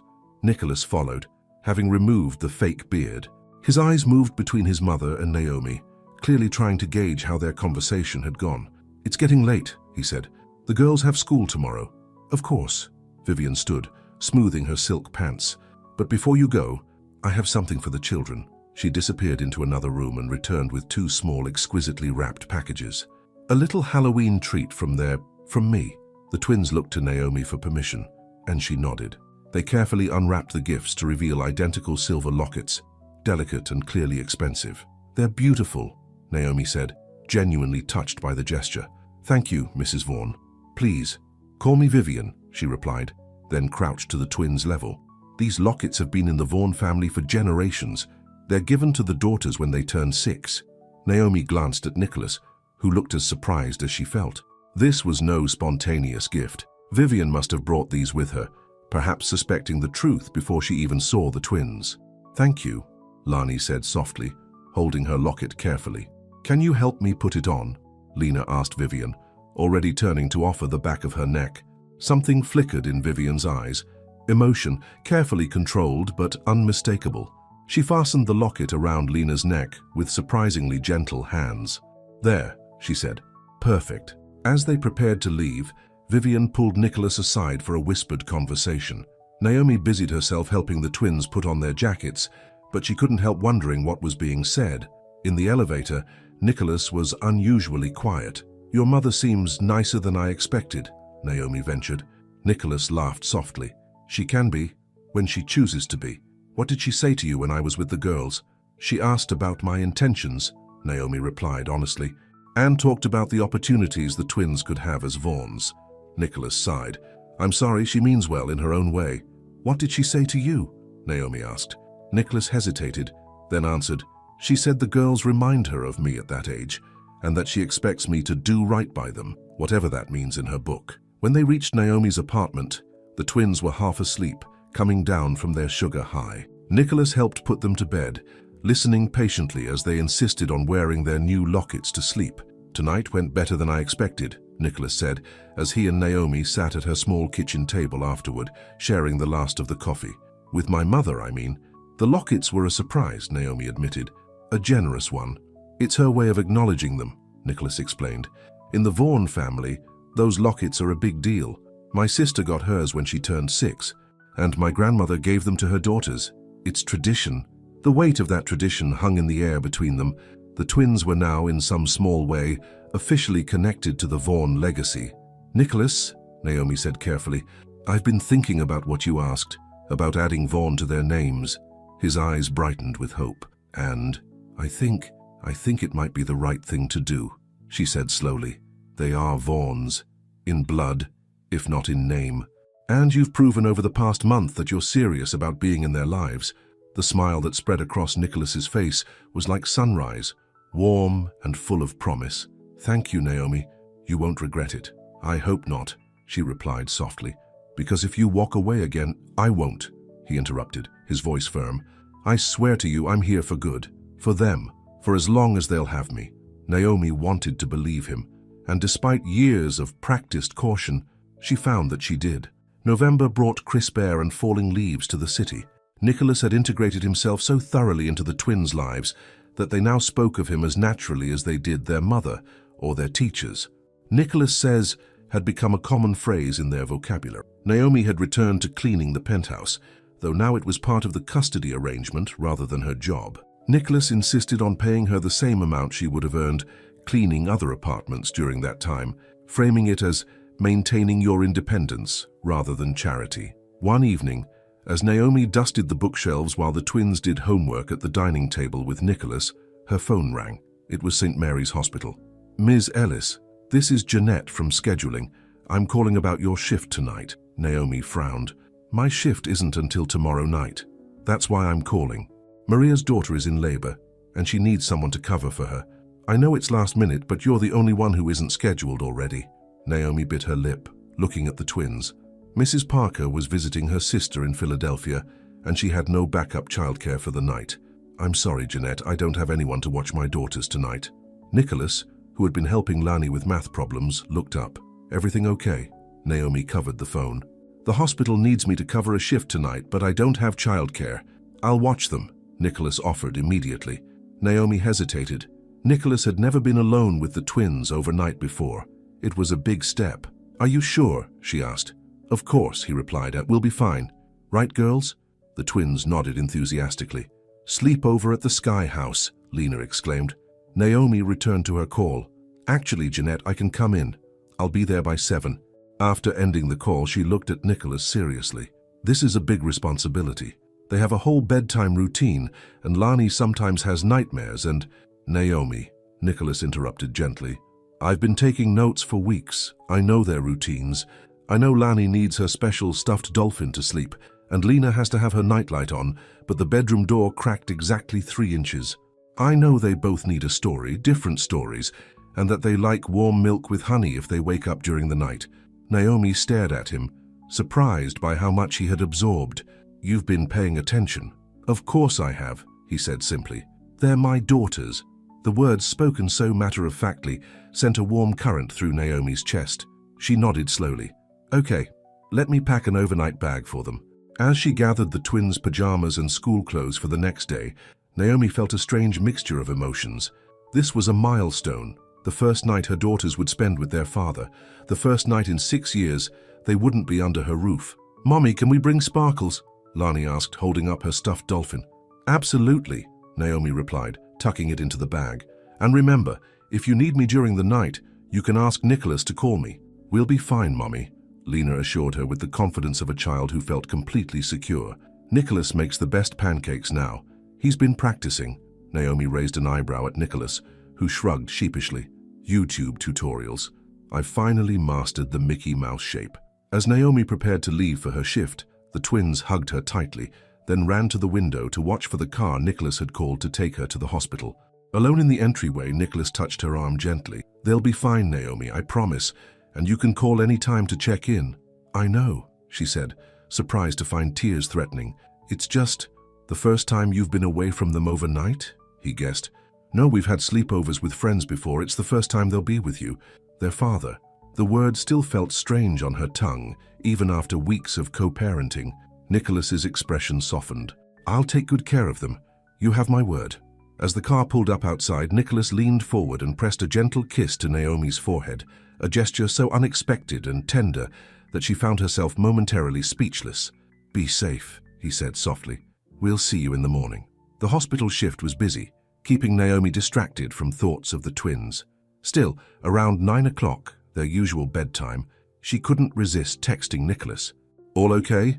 His response came quickly, along with a photo of the twins in their pajamas, snuggled on either side of him on the couch, all 3 reading from different books. Perfect. They insisted on reading time before bed. Apparently, it's a nightly tradition I didn't know about. Naomi smiled. Reading time was indeed sacred in their household. "They're stalling." "Bedtime was 20 minutes ago," Nicholas replied with a laughing emoji. "Busted. Heading to bed now. Don't worry, I've got this." Throughout her shift, Nicholas sent periodic updates, the twins brushing their teeth tucked into the guest bedroom he had prepared specially for them, finally asleep with their new stuffed animals. When had he bought those? Around midnight, he sent one final message, both sleeping soundly. "Lani had a small nightmare but settled quickly with warm milk. Lena informed me that you usually sing to them when they're scared, so I attempted Somewhere Over the Rainbow. I apologize to all musicians everywhere. Sleep well, Naomi, the girls are safe." Something about that last line, "the girls are safe," touched Naomi deeply. He understood what mattered most to her. He understood her. When her shift ended at 7 the next morning, Naomi was exhausted but eager to see her daughters. She took the subway to the Pinnacle, wondering how their night had gone. The private elevator whisked her up to the penthouse. When the doors opened, she was greeted by the smell of coffee and pancakes. She followed the sounds of laughter to the kitchen, where she found a scene that stopped her in her tracks. Nicholas stood at the stove, flipping pancakes with surprising skill. The twins sat at the breakfast bar, already dressed for school, their hair neatly braided. Who had taught Nicholas to braid hair? Giggling as he shaped the batter into animal figures. It was such a perfect domestic tableau that Naomi felt like an intruder for a moment. Then Lani spotted her. "Mommy!" she cried, jumping down from her stool and running to hug her. Lena followed, wrapping her arms around Naomi's waist. "We had the best sleepover ever. Nicholas made a fort in the living room and we watched a movie, and he knows how to make hot chocolate with tiny marshmallows. Sounds like you had fun," Naomi said, stroking her daughter's hair. Nicholas turned from the stove, a soft smile on his face. "Good morning. Coffee, please," Naomi replied, suddenly aware of how tired she looked in her rumpled scrubs, while Nicholas somehow appeared fresh and well-rested despite the overnight childcare. "Girls, finish your breakfast," Nicholas instructed. "We need to leave for school in 20 minutes. Naomi raised an eyebrow. "We? I thought I'd drive them today," Nicholas explained, pouring her coffee. "Give you a chance to rest after your shift, unless you'd rather take them?" The consideration touched her. "No, that's fine, thank you." As the twins ate their pancakes, chattering about their adventures in the Sky House, Nicholas leaned against the counter beside Naomi. "They were perfect," he said quietly. "Absolutely perfect. They usually are," Naomi replied, sipping her coffee. "At least, when they're trying to impress someone new." Nicholas chuckled. "Well, they succeeded. I'm thoroughly impressed." He paused, his expression growing more serious. "I've been thinking, Naomi, about our arrangement." A knot formed in Naomi's stomach. Was he going to ask for more custody? Formal visitation rights? "What about it?" she asked cautiously. "It's working well," he said. "Better than I expected, honestly, but I think we need to make it official. Legal." "Nicholas, not custody," he clarified quickly, reading her concern. "I'm not trying to take them from you. I'm talking about the name change we discussed and establishing legal paternity, for their protection as much as anything else." Naomi considered his words. He was right. They needed to formalize things. The twins deserved the security of legal recognition. "Okay," she agreed. "We can talk to a lawyer next week." Relief washed over Nicholas's face. "Thank you. I've already spoken to someone. The best family law attorney in the city. She can see us Monday morning." Of course he had. Nicholas Vaughan was nothing if not efficient when he wanted something. "Mommy, are you coming to my class play today?" Lani asked, interrupting their conversation. "I'm the moon, remember?" Naomi's heart sank. In the chaos of the emergency shift, she had completely forgotten about Lani's kindergarten play. "Oh, sweetie, I'm so sorry. I worked all night and I don't think I can stay awake through—" "I'll record it," Nicholas cut in smoothly. "Every second. And we can all watch it together tonight." Lani's disappointed face brightened slightly. "Promise?" "Promise," Nicholas said solemnly. Moon performances deserve to be documented properly. As they prepared to leave for school, Nicholas handed Naomi a set of keys. "For the penthouse, in case you want to sleep here while we're gone. The guest room is made up." Naomi hesitated, the keys heavy in her palm. Sleeping in Nicholas's apartment felt like crossing a line they had carefully maintained. "The girls' room has blackout curtains," he added, as if sensing her hesitation. "And it's closer to their school than your place, so you'll have more time to rest before they get home." His thoughtfulness was becoming harder to resist. "Thanks," she said finally, pocketing the keys. After a flurry of goodbye hugs and kisses, Nicholas ushered the twins into the elevator, backpacks and lunchboxes in hand. As the doors closed, Naomi caught a final glimpse of the three of them, Lena gesturing animatedly about something, Lani holding Nicholas's hand, Nicholas looking down at them with unmistakable love in his eyes. A family. They looked like a family. Naomi wandered through the quiet penthouse, noticing the subtle changes Nicholas had made since the twins entered his life. Photos of the girls now adorned the once sterile shelves. Children's books shared space with business reports. A finger painting hung proudly on the refrigerator. In the guest bedroom, the twins' room as Nicholas called it, Naomi found evidence of their sleepover. Stuffed animals arranged carefully on twin beds, night lights still glowing softly, a storybook open on the bedside table. Exhaustion suddenly overcame her, and Naomi sank onto one of the beds. She had planned to go home, But the thought of the long subway ride was too much. Maybe just a short nap. She lay down, pulling the soft comforter over her scrubs, too tired to even change. As sleep claimed her, her last thought was how much her life had changed in just a few short weeks, and how, against all expectations, those changes had been largely for the better. The sound of the private elevator arriving woke Naomi hours later. She sat up, disoriented, before remembering where she was. A glance at her phone showed it was nearly 3 o'clock. She had slept for almost 6 hours. Voices drifted from the main living area, not the twins' high-pitched chatter, but adult voices. Nicholas and a woman, their tone suggesting an argument. Naomi quickly smoothed her hair and straightened her rumpled scrubs before venturing out. In the living room, she found Nicholas facing a striking woman in an expensive suit, his posture tense. "This is completely unacceptable, Alexandria," Nicholas was saying. "You can't just show up unannounced and start making demands." The woman, Alexandria, noticed Naomi first. Her perfectly shaped eyebrows rose in surprise. Well, she's actually living here already? You've certainly moved quickly, Nicholas." Nicholas turned, his expression softening when he saw Naomi. "I didn't realize you were still here. I hope we didn't wake you." "You did," Alexandria said before Naomi could respond. "But apparently that's going to be a common occurrence now that my brother has decided to play house." Nicholas's jaw tightened. "Naomi, this is my sister, Alexandria Vaughan. Alex, this is Naomi Ellis." Alexandria studied Naomi with cold calculation. Unlike Vivian, who had at least attempted civility, Alexandria made no effort to hide her disdain. "So you're the maid who claims her children are Vaughans," she said bluntly. "Alex," Nicholas snapped, "that's enough. I'm the mother of Nicholas's daughters," Naomi corrected, refusing to be intimidated. "And I've never claimed anything. DNA doesn't lie." Alexandria's perfectly painted lips curved into a humorless smile. "DNA can be manipulated, paperwork can be forged, and men can be fooled, especially when they're thinking with the wrong head." "That's enough," Nicholas repeated, his voice dangerously low. "You're here as a courtesy because Mother asked me to speak with you, but if you insult Naomi again, you can leave." Alexandria rolled her eyes. "Fine. Let's talk about what really matters then. The board meeting next week. Father expects you to present the Shanghai proposal, but Mother says you've been distracted lately." She glanced pointedly at Naomi. "Now I see why." "The Shanghai proposal is ready," Nicholas replied, his tone clipped. "The board will have it tomorrow." "And what about the Tokyo acquisition? Harrison says you've been missing meetings." "I rescheduled 2 meetings," Nicholas corrected. "The acquisition is proceeding on schedule." Alexandria crossed her arms. "Mother is concerned that your new family situation might affect your focus. The board is already nervous about your commitment after your 3-year absence." "My personal life is none of the board's business," Nicholas said firmly. "And I'd appreciate if you and Mother would remember that." Naomi felt increasingly uncomfortable, caught in the middle of family dynamics she didn't understand. "I should go," she said quietly. "The twins will be out of their after-school program soon." "No need," Nicholas said. "I arranged for the car service to pick them up. They should be here any minute."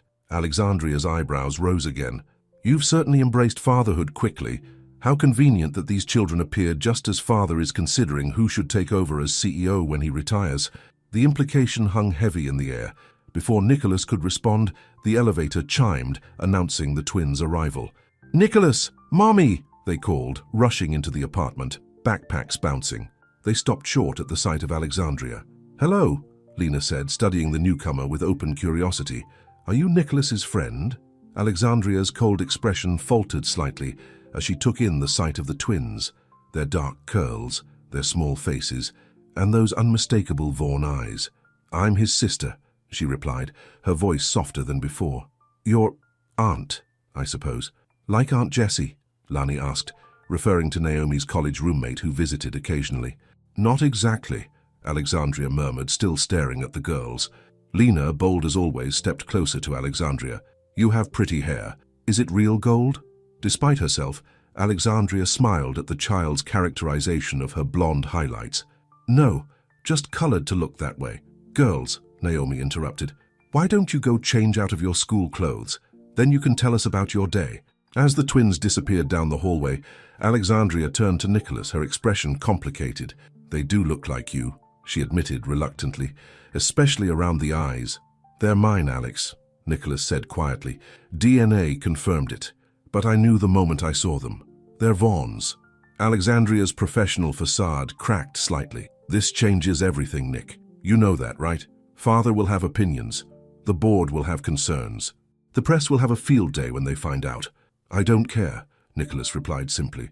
They're my daughters. Everything else is secondary. Alexandria studied her brother with new eyes. You really mean that, don't you? Yes, she turned to Naomi. And you? What do you want out of all this? Money? The Vaughn name? A place in society? I want my daughters to know their father, Naomi replied honestly. That's all I've ever wanted for them. Something shifted in Alexandria's expression, not quite acceptance, but perhaps the beginning of understanding. Well, she said finally, Mother wants to host a family dinner next Sunday. She expects all of you to attend. Formal dress. She looked at Naomi pointedly. That means the children too. With that, she gathered her designer purse and headed for the elevator. At the last moment, she turned back. For what it's worth, they seem like good kids, well-behaved. Coming from Alexandria Vaughn, it was practically a ringing endorsement. After she left, Nicholas sank onto the couch, running a hand through his hair. I'm sorry about that. Alex can be difficult. She's protective of you, Naomi observed, sitting beside him. And of the family name. The family name, Nicholas repeated with a humorless laugh. Always the family name. That's all my father cares about.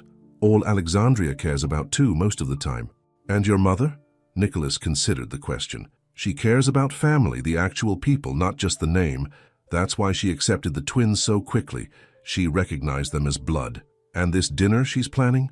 Her way of officially welcoming you all into the fold, Nicholas explained. Once my mother hosts you for dinner, the rest of the family will fall in line. Even my father. Even Alex. Naomi nodded slowly, processing the implications. The twins were being drawn deeper into the Vaughn world, a world of wealth, privilege, and complicated family politics. About the name change, she said carefully. I've been thinking. Maybe we should wait a little longer, see how things continue to develop before making it legal. Nicholas looked surprised. You're having doubts? Not about you, Naomi clarified. You've been wonderful with the girls, but your family, your world, it's complicated. I want to be sure we're doing what's best for them. Before Nicholas could respond, the twins returned, eager to share stories from their day. The serious conversation was put on hold as they described Lani's performance as the moon. Everyone clapped so loud, and Lena's art project that had earned a gold star. As Naomi watched Nicholas with the girls, his genuine interest in their stories, his patience with their interruptions, his obvious pride in their achievements, she felt her reservations softening. This wasn't just a man playing at fatherhood. This was a father who loved his children. The formal Vaughn family dinner would be another test, but for now, in this moment, seeing Nicholas and the twins together, Naomi allowed herself to believe that maybe, just maybe, this could work. Sunday evening arrived with an air of nervous anticipation. Naomi had spent more money than she should have on new dresses for the twins, matching blue velvet that brought out their eyes, and a simple black cocktail dress for herself. Nothing she owned would have been appropriate for dinner at Vivian Vaughn's apartment. You look beautiful, Nicholas said when he picked them up, his eyes lingering on Naomi in a way that made her cheeks warm. Is this okay? She asked, gesturing to her dress. Your mother said formal, and this is the most formal thing I own. It's perfect, Nicholas assured her, then crouched to admire the twins. And you two look like princesses, ready to meet the rest of the family? The girls nodded solemnly. Naomi had explained that they would be meeting Nicholas's father and other relatives, people who were connected to them by blood. She had carefully avoided using the word grandfather, uncertain how Edward Vaughn would receive the twins.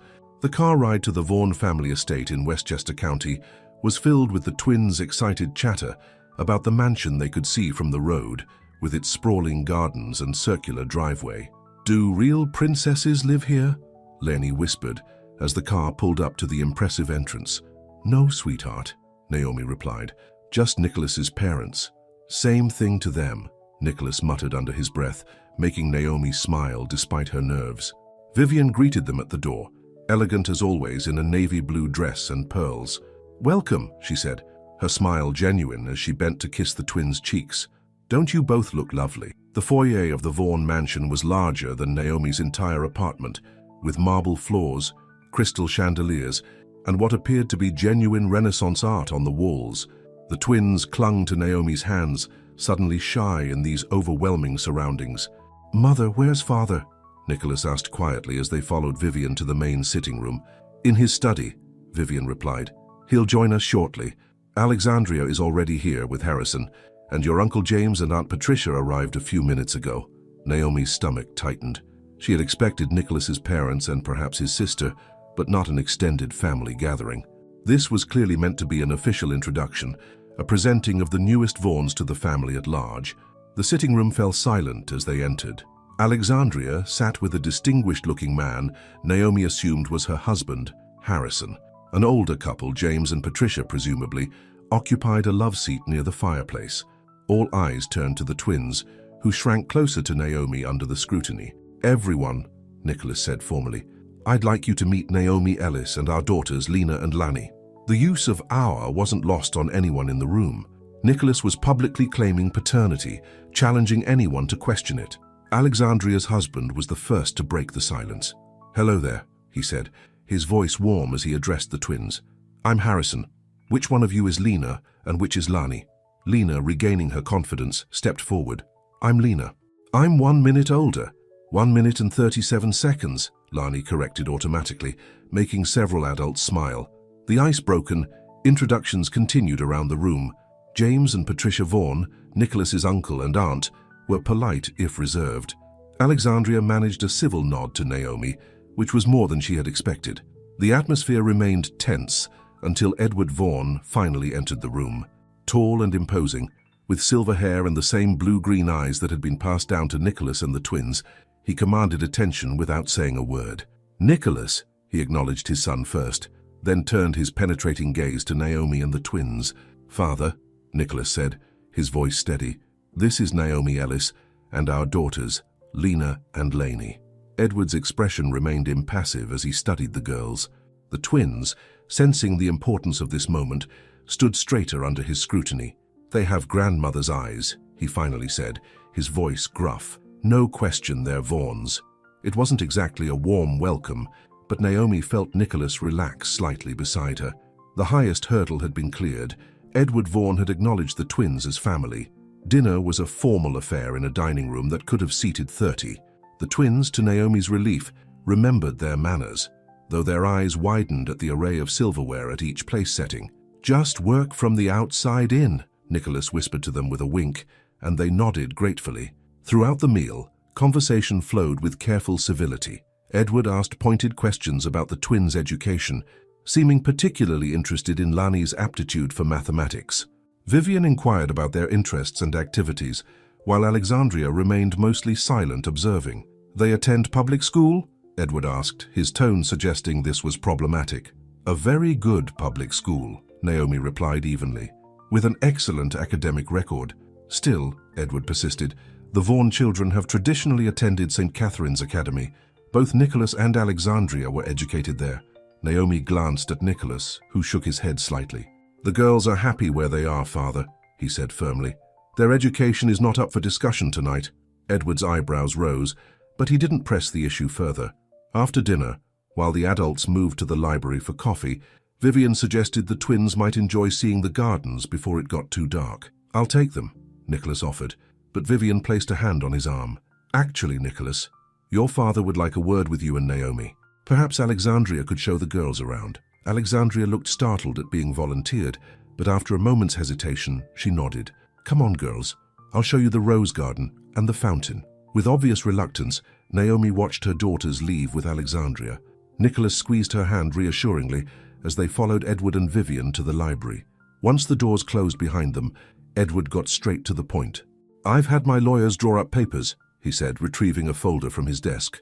"Trust funds for the girls to be accessible when they turn 21, and of course, provisions for their education at St. Catherine's, starting next fall." Naomi stiffened. "Mr. Vaughn, while I appreciate your generosity, the twins are perfectly happy at their current school, and we haven't decided—" "Father," Nicholas interrupted, "Naomi and I will make decisions about the girls' education together. As for trust funds, we can discuss that, but not tonight and not like this." Edward's expression hardened. "These children are Vaughns. They will be educated as Vaughns and they will be provided for as Vaughns." "They're Ellis Vaughns," Naomi corrected, finding her voice. And their upbringing is not something you get to dictate. A tense silence followed her words. Vivian looked between her husband and Naomi with something like respect in her eyes. Perhaps, she suggested gently, we could all take some time to consider what's best for the girls. There's no rush to make these decisions tonight. Edward looked as if he might argue, but eventually nodded curtly. Fine. But Nicholas, we need to discuss the public announcement. The press will get wind of this eventually, and we need to control the narrative. What narrative? Nicholas asked, his voice tight. That I have daughters. That's hardly breaking news. That the Vaughan heir has illegitimate children with a former... Careful, father, Nicholas warned, his eyes flashing. Choose your next words very carefully. Edward paused, recalibrating. With a woman he is not married to, he finished diplomatically. The board will have concerns. Shareholders will have questions. We need a united front. Naomi felt as if she had stepped into a different world, one where family announcements were handled like corporate press releases. The girls are 6 years old, she said, trying to keep her voice level. They're children, not a PR crisis. In our world, Ms. Ellis, they can be both, Edward replied bluntly. Nicholas stood, his patience clearly at an end. That's enough. The girls' existence isn't something that needs to be handled. They're my daughters, and I'm proud of them. Anyone who has a problem with that, board member, shareholder, or family, can deal with me directly. The conviction in his voice made Naomi's heart swell. This was the man she had glimpsed years ago, before ambition and family expectations had pulled him away.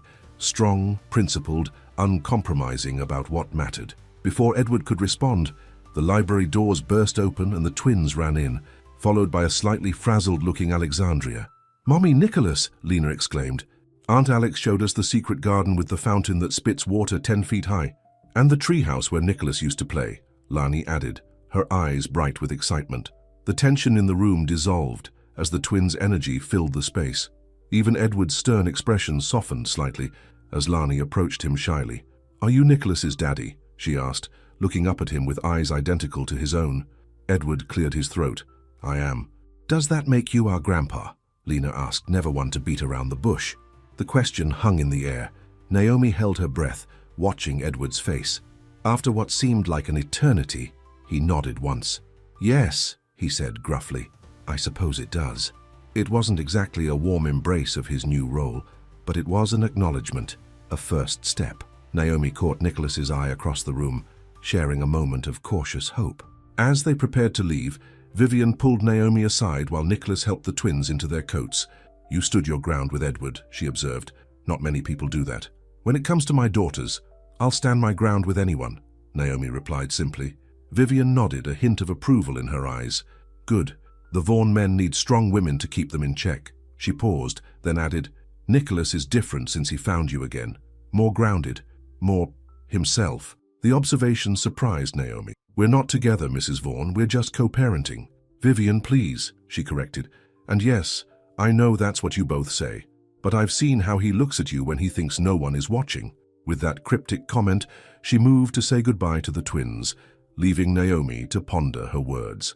In the car heading back to the city, the twins fell asleep almost immediately, exhausted from the excitement of the evening. Nicholas and Naomi sat in comfortable silence, watching the lights of the highway blur past.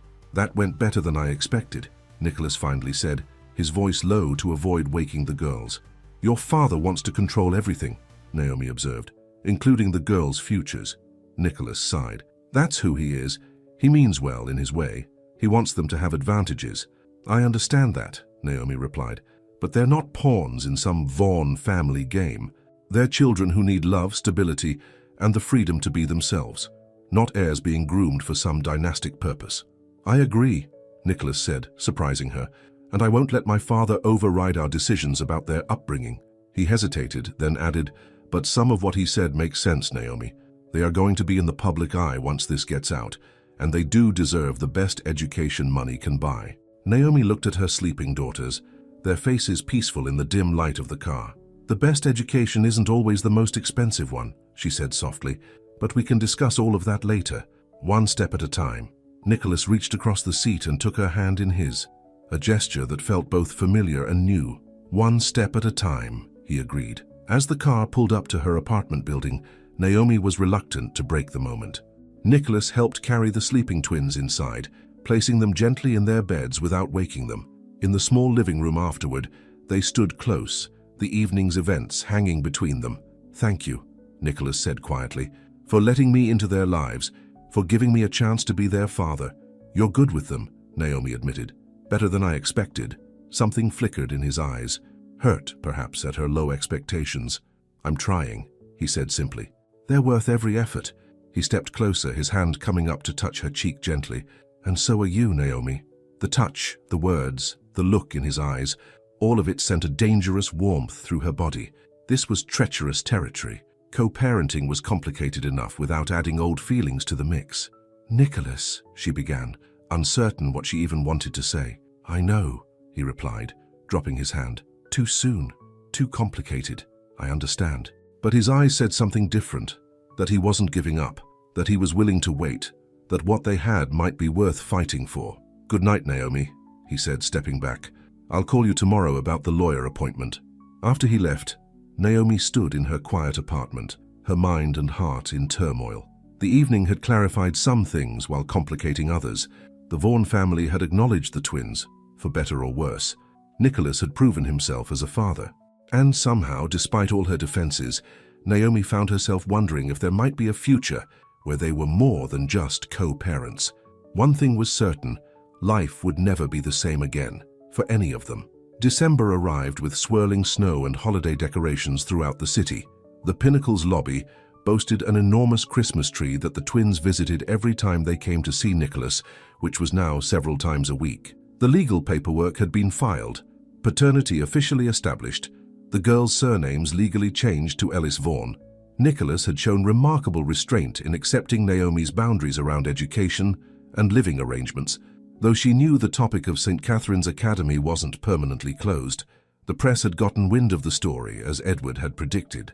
The New York business papers ran articles with headlines like "Vaughan heir discovers secret family" and "Nicholas Vaughan's surprise daughters."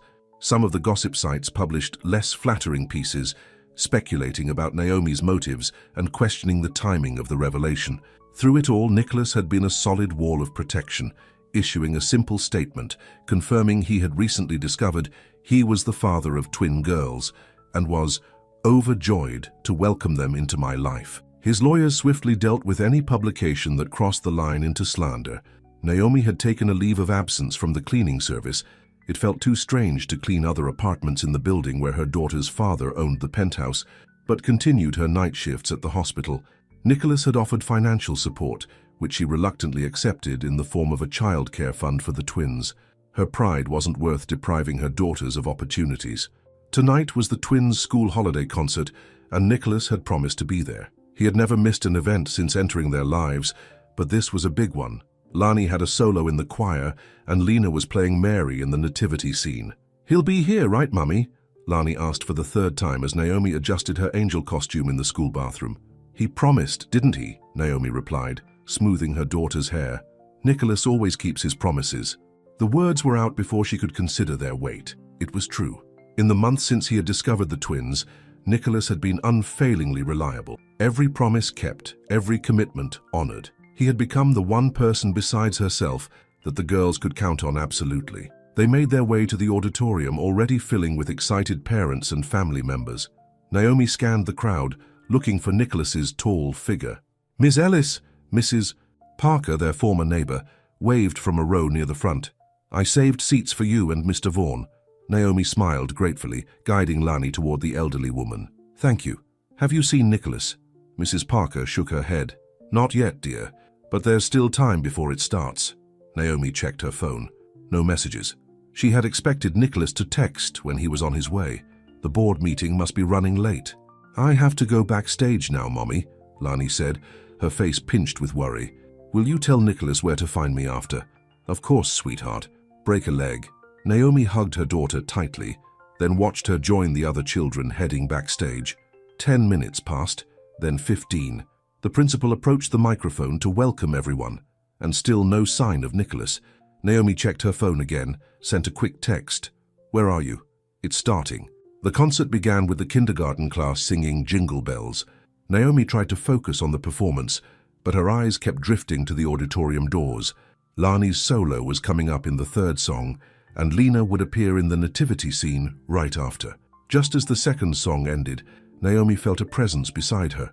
Nicholas slid into the empty seat, slightly breathless, his tie askew. "I'm sorry," he whispered. Board meeting ran long, then traffic was a nightmare. Relief washed over her. "You're here now, that's what matters." The choir director announced the next song, and Lani stepped forward for her solo. Her sweet, clear voice filled the auditorium as she sang the first verse of Silent Night. Nicholas reached for Naomi's hand, squeezing it gently as they watched their daughter shine. When Lani finished, the audience erupted in applause. Nicholas whistled through his fingers, earning a delighted smile from Lani and an embarrassed but pleased look from Naomi. The nativity scene came next, with Lena taking center stage as Mary. She delivered her lines perfectly, her voice strong and confident. Nicholas beamed with pride, his eyes never leaving the stage. "They're incredible," he whispered to Naomi. "Absolutely incredible." After the concert, they waited in the crowded hallway for the twins to emerge from the classroom where they were changing out of their costumes. Parents and teachers milled around, some casting curious glances at Nicholas, who was now recognizable to most of the school community. "Mr. Vaughan," the principal approached, hand extended. "Wonderful to see you again. Your daughters were exceptional tonight." "Thank you," Nicholas replied, shaking her hand. "They've been practicing for weeks." "We're so pleased to have the girls at Jefferson Elementary," the principal continued, "though I understand they may be transferring to St. Catherine's next fall." Naomi tensed. This was the first she'd heard of any definite plans. "We haven't made any decisions yet," she said quickly. Nicholas glanced at her, then nodded. "That's right. We're still discussing options." The principal smiled diplomatically. "Of course. Well, they would certainly be missed here. They're both exceptional students." After she moved on, Naomi turned to Nicholas, her voice low. "Have you been talking to the school about transfers without telling me?" "No," Nicholas replied, looking genuinely confused. "I haven't discussed anything with them. My father must have made some calls." The thought of Edward Vaughan interfering in her daughter's education made Naomi's blood boil. "This is exactly what I was afraid of. Your family thinking they can just—" "Mommy, Nicholas!" The twins burst out of the classroom, still flushed with the excitement of their performance, effectively ending the conversation. "You were amazing," Nicholas told them, crouching to their level for hugs. "The best angel and the best Mary I've ever seen." "Did you hear my solo?" Lani asked, her eyes bright. "I did," Nicholas assured her. "You sang like a professional. I'm so proud of you." "And I remembered all my lines," Lena added, not to be outdone. "You were perfect," Naomi said, pushing aside her irritation with Edward to focus on her daughter's triumph. "Both of you." Nicholas straightened up. "I think this calls for a celebration. Ice cream." The twins cheered, their excitement echoed by several nearby children who overheard the magic word. "Nicholas," Naomi began, ready to point out that it was a school night and already past their usual bedtime. "Please, Mommy," the twins pleaded in unison. Nicholas gave her a hopeful look that matched the twins exactly. With those identical blue-green eyes turned on her, Naomi didn't stand a chance. "Fine," she relented, "but just one scoop, and then straight home." The girls cheered again and Nicholas gave her a grateful smile. "I'll drive everyone home afterward," he promised. At the ice cream parlor, the twins recounted every detail of the concert, while Nicholas listened attentively, asking questions and laughing at their backstage stories. Naomi found herself watching him, the way he gave them his complete attention, the way he remembered details about their friends and teachers, the way he made them feel important. It was what she had always wanted for them, what she had dreamed of during those long, lonely nights after they were born, when she'd wondered if she had made the right choice in not telling Nicholas about the pregnancy. "Mommy, you're not eating your ice cream," Lani observed, pulling Naomi from her thoughts. "Just thinking, sweetie," she replied, taking a bite of her rapidly melting dessert. "About what?" Lena asked. "About how lucky I am to have you two," Naomi answered honestly. "And Nicholas too," Lena added matter-of-factly. "We're lucky to have Nicholas too." Nicholas's eyes met Naomi's over the twins' heads, something vulnerable and hopeful in his gaze. "Yes," Naomi agreed softly. "We are." Later that night, after the twins were tucked into bed, Naomi and Nicholas sat at her small kitchen table, sharing a pot of coffee. "I'll talk to my father about the school thing," Nicholas promised. "Make it clear that he can't go behind our backs." "Thank you," Naomi said. "It's not that I'm against St. Catherine's on principle, it's just you want it to be our decision," Nicholas finished for her. "Not his." "Exactly." Naomi wrapped her hands around her coffee mug, gathering courage for what she needed to say next. "Nicholas, we need to talk about Christmas." His expression brightened. "I've been thinking about that. I'd like to take you all to Aspen. My family has a lodge there, and the girls would love the snow. We could ski or just play in it if they've never tried." "Nicholas," Naomi interrupted gently, "the girls and I always spend Christmas with my mother in New Jersey. It's our tradition." "Oh," his face fell slightly. "I didn't realize." "Of course, traditions are important." The disappointment in his voice tugged at Naomi's heart. "That's what I wanted to talk about. I was thinking, maybe you could join us this year." Nicholas looked surprised, then hopeful. "At your mother's, are you sure?" "She wants to meet you," Naomi admitted. "She's been asking since the girls started talking about you constantly, and it's important for the twins to have both of us there, I think." The smile that spread across Nicholas's face was like sunshine breaking through clouds. "I'd love to. Thank you, Naomi." "It won't be fancy," she warned. "No personal chef or catered dinner. My mom makes everything herself, and we all help." "It's chaotic and cramped and—" "Sounds perfect," Nicholas interrupted sincerely. "Truly perfect." Something warm unfurled in Naomi's chest at his words, at the genuine enthusiasm in his voice, at the prospect of a simple family Christmas. "There's one more thing," she said before she could lose her nerve. "My mother only has 3 bedrooms, one for her, one for the twins, and one for me. So you'd have to stay at a hotel or—" "A hotel is fine," Nicholas assured her quickly. "I can find something nearby. Or," Naomi continued, her heart hammering, "you could take my room and I could stay with the twins. They have twin beds." Nicholas studied her face, trying to read her meaning. "Naomi, I don't want to displace you. A hotel really is fine. Or," she said again, her voice softer, "we could share my room." The implication hung in the air between them. Nicholas set down his coffee cup carefully, as if afraid any sudden movement might break the moment. "Are you sure?" he asked, his voice equally soft. "I don't want to rush anything. I know we've been focused on the girls, on figuring out how to co-parent." "I'm not sure of anything," Naomi admitted, "except that these past few months have shown me a different side of you, a side I always hoped was there even after you left." Nicholas reached across the table, taking her hand in his. "I was an idiot back then," he said simply. "I ran because I was scared of how I felt about you, how serious things were getting. It was easier to dive into work, to convince myself that was what mattered." "And now?" Naomi asked, her voice barely above a whisper. "Now I know what really matters," he replied, his eyes holding hers. "The girls. And you, Naomi. It's always been you." He stood, pulling her gently to her feet and into his arms. The embrace felt like coming home, familiar, yet new, comfortable, yet thrilling. When he lowered his lips to hers, Naomi felt the last of her defenses crumble. This kiss was different from those they had shared years ago. This wasn't the passionate rush of new attraction, but something deeper, a kiss built on history, on pain overcome, on a future slowly taking shape. When they finally parted, Nicholas pressed his forehead to hers. "I've wanted to do that since the first day I saw you again," he confessed, "but I was afraid you'd slap me." Naomi laughed softly. "I probably would have." His arms tightened around her. "I'm not going anywhere this time, Naomi. I need you to know that. Whatever happens between us, I'm here for the long haul, for the girls, for you, if you'll have me." The sincerity in his voice, in his eyes, made her believe him in a way she hadn't thought possible again. "One day at a time," she said, echoing the phrase that had become their mantra over the past months. "One day at a time," he agreed, pressing a gentle kiss to her forehead.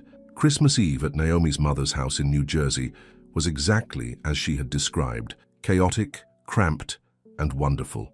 The small, tidy home in a working-class neighborhood was festooned with decades of accumulated holiday decorations, many handmade by Naomi and now the twins. Nicholas arrived bearing gifts, tasteful, expensive ones for the adults, and exactly what the twins had put on their wish lists for themselves. He had clearly been paying attention when they talked about their favorite things. Naomi's mother, Diane Ellis, was a warm, no-nonsense woman who had raised Naomi alone after her father abandoned them when she was a child. She greeted Nicholas with a firm handshake and direct gaze. "So you're the man with those eyes," she said, studying him.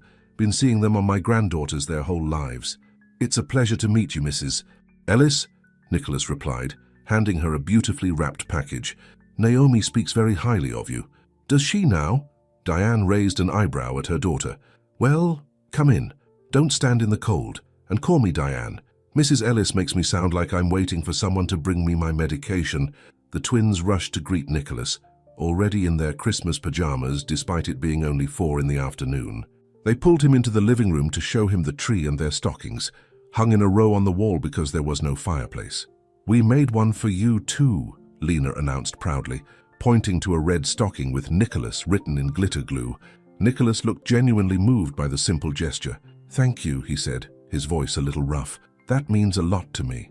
In the kitchen, Diane pulled Naomi aside while they prepared dinner. "He seems like a good man," she observed, keeping her voice low. "Better than I expected, given what you told me about him before." "He's changed," Naomi replied, slicing vegetables for the salad. "Or maybe he was always this person underneath, and I just never got to see it before." "Fatherhood changes some men for the better," Diane acknowledged. "Lord knows it didn't work that way with your father, but I've seen it happen." Through the kitchen doorway, they could see Nicholas on the floor with the twins, helping them arrange the nativity scene figures on the coffee table.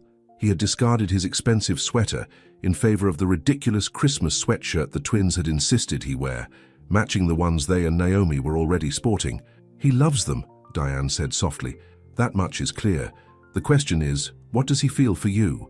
Naomi felt her cheeks warm. "We're figuring things out." Her mother's knowing look said she understood exactly what that meant. "Just be careful with your heart, baby. For your sake and for theirs." "I am," Naomi assured her. "We're taking it slow." Dinner was a lively affair, with the twins dominating the conversation, eager to tell their grandmother about their school concert and their visits to the Sky House. Nicholas fit into the family gathering with surprising ease, helping to clear dishes, complimenting Diane's cooking, and treating the modest home with the same respect he would show a 5-star restaurant. After dinner, as tradition dictated, they were allowed to open one gift each. The twins tore into packages from Nicholas, beautiful dollhouses, smaller versions of the one in his penthouse, but customized with details from Naomi's apartment. "So they always know they have 2 homes," Nicholas explained quietly to Naomi. Diane opened Naomi's gift, a new bathrobe she had been wanting, while Naomi unwrapped a beautiful scarf from her mother. Nicholas's one gift was from the twins, a framed photo of the 3 of them at the park, taken by Naomi on one of their Saturday outings. His eyes glistened suspiciously as he thanked them. As the evening wound down, the twins were tucked into their beds in the small guest room, their excitement for Santa's arrival finally overcome by exhaustion. Diane excused herself soon after, with a knowing look at Naomi and Nicholas. "I'm an early riser," she announced. "I'll be up at 6 to start the cinnamon rolls. Don't stay up too late, you two." Alone in the living room, Nicholas and Naomi sat on the worn sofa, the lights from the Christmas tree casting a soft glow over them. Nicholas slipped his arm around her shoulders, and she leaned into him naturally. "Thank you for including me tonight," he said softly. "It means more than I can say." "The girls wanted you here," Naomi replied. "And so did I." Nicholas turned to look at her, his expression serious. "I have something for you, a Christmas gift." He reached into his pocket and pulled out a small wrapped package. "Nicholas, we agreed not to exchange gifts," Naomi protested. "Just focusing on the girls this year." "I know," he acknowledged, "but this is important." With reluctance, Naomi unwrapped the small box. Inside was a key, a simple silver key on a plain ring. "What's this?" she asked, confused. "A key to a new apartment," Nicholas explained. 3 bedrooms in a good school district halfway between your mother's place